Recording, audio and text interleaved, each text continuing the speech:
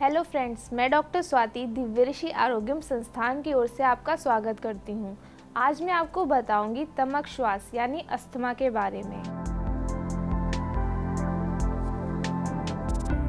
सांस के बिना व्यक्ति 2 मिनट भी नहीं रह सकता, फिर भी हम इसे सामान्य समझते हैं और इस पर ध्यान नहीं देते।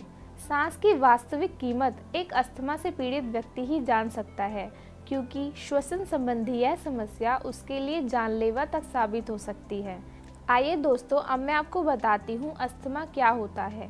अस्थमा का मतलब होता है सांस लेने में तकलीफ का होना या सांस लेने में कमी का महसूस होना। ये एक प्रकार की क्रोनिक इन्फ्लेमेशन होती है, जिसकी वजह से हमारे एयरवे यानी सांस लेने के मार्ग में रुकावट होती है, जिसकी वजह से सांस लेते समय घुरघुर की आवाज़ का होना, चेस्ट में टाइटनेस का होना और लंग्स में कफ जमा हो जाने जैसे लक्षण उत्पन्न होते हैं। आयुर्वेद में कहा गया है कि यह वात और कफ दोष के प्रकोप के कारण होता है। कफ दोष बढ़ जाता है, जिसकी वजह से वात दोष रुककर प्राणवायु स्रोतस में मतलब रेस्पिरेटरी सिस्टम में अवरोध उत्पन्न करता है, जिससे श्वास रोग उत्पन्न होता है। आइए दोस्तों, अब मैं आपको बताती हूँ अस्थमा यानी दमा के लक्षणों के बारे में। अस्थमा या दमा का सामान्य लक्षण होता है सांस लेने में तकलीफ का होना। इसके अलावा बार बार खांसी का आना, खांसी दौरे के रूप में आती है। इसके अलावा चेस्ट में टाइटनेस होती है और गौरव मतलब चेस्ट में भारीपन महसूस होता है। सांस फूलने लगती है, जिसे डिस्निया कहते हैं। सांस लेते समय एक व्हीजिंग साउंड आता है। इसके अलावा गले में अवरोध होता है और शुष्कता मतलब सूखापन होता है। इसमें पल्स रेट तक हाई हो जाती है और व्यक्ति को मूर्छा हो जाती है, मतलब वो बेहोश तक हो सकता है। अगर हम इस लक्षणों पर ध्यान ना दें और अस्थमा की बीमारी लंबे समय तक रहे तो इससे लंग फेलियर तक हो सकता है। आइए दोस्तों, अब मैं आपको बताती हूँ अस्थमा या दमा के कारणों के बारे में। इसमें जेनेटिक और एनवायरमेंटल दोनों फैक्टर कारण होते हैं।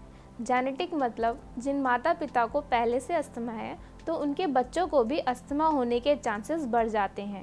इसके अलावा कुछ बीमारी जैसे ओबेसिटी, लंग्स में किसी प्रकार के इन्फेक्शन के होने से, एलर्जी के होने से भी अस्थमा के होने के चांसेस बढ़ जाते हैं। क्लाइमेट चेंज में पॉल्यूशन की वजह से और सर्दी के मौसम में अस्थमा बढ़ जाता है। इसके अलावा स्मोकिंग और अल्कोहल को ज़्यादा सेवन करने से भी अस्थमा होने के चांसेस बढ़ जाते हैं। आइए दोस्तों, अब मैं आपको बताती हूँ अस्थमा या दमा से बचाव करने के उपाय के बारे में। कुछ सावधानियाँ हैं जो हमें बरतनी चाहिए, जिससे हम अस्थमा के होने की संभावना को कम कर सकते हैं। जैसे सर्दी के मौसम में, बारिश में और धुएं से जितना हो सके हमें बचना चाहिए और बाहर कम जाना चाहिए। बाहर जाते समय मास्क का प्रयोग करना चाहिए। अल्कोहल और स्मोकिंग से सावधानी बरतनी चाहिए, क्योंकि इनके प्रयोग करने से अस्थमा होने की संभावना बढ़ जाती है। नमी के मौसम में बाहर निकलने से बचना चाहिए, क्योंकि नमी के मौसम में रेस्पिरेटरी इन्फेक्शन होने के चांसेस बढ़ जाते हैं। आइए दोस्तों, अब मैं आपको बताती हूँ कुछ होम रेमेडीज़ के बारे में। सबसे पहले शहद श्वास संबंधी समस्याओं के लिए बहुत ही लाभकारी माना जाता है। इसके लिए आपको 1 गिलास गुनगुना पानी लेना है और उसमें 1 चम्मच शहद को मिलाकर रोज़ सुबह पीना है, क्योंकि शहद गले से कफ हटाने का काम करता है और अस्थमा में आराम पहुंचाता है। इसके अलावा हल्दी, 1 चम्मच हल्दी को 1 गिलास गुनगुने पानी में मिलाकर लेना चाहिए। इसमें कुरकुमिन पाया जाता है, जो एंटी एलर्जिक होता है और एंटी माइक्रोबियल एजेंट की तरह काम करता है। यह अस्थमा से लड़ता है। तीसरा, आपको 3 से 4 सूखी अंजीर को गर्म पानी में मिलाकर भिगोकर रखना है और सुबह उसको खाली पेट चबाकर खाना है। ऐसा करने से आपको अस्थमा में आराम मिलेगा, क्योंकि जो अंजीर होता है वह कफ को गलाने का काम करता है और लंग्स को क्लियर करता है, जिससे अस्थमा में आराम मिलता है। इसके अलावा आपको खट्टी चीज़ों का सेवन ज़्यादा करना चाहिए, जैसे आंवला, नींबू, संतरा, पपीता, क्योंकि ये विटामिन सी से भरपूर होते हैं और अस्थमा में आराम पहुंचाते हैं। तो दोस्तों, आज जो भी मैंने आपको अस्थमा के बारे में होम रेमेडीज़ बताई हैं और जो बचने के उपाय बताए हैं, मैं आशा करती हूँ आप उन्हें फॉलो करेंगे और अपनी डेली लाइफ में यूज़ करेंगे। ऐसा करने से आपको अस्थमा में ज़रूर आराम मिलेगा। अगर आपको मेरी ये वीडियो अच्छी लगी हो तो प्लीज़ इसे लाइक करें, ज़्यादा से ज़्यादा शेयर करें और कमेंट बॉक्स में कमेंट करना ना भूलें। अगर आपने हमारे चैनल सब्सक्राइब नहीं किया है तो तुरंत इसे सब्सक्राइब करें। लेटेस्ट वीडियो की जानकारी पाने के लिए बेल आइकन को प्रेस करें।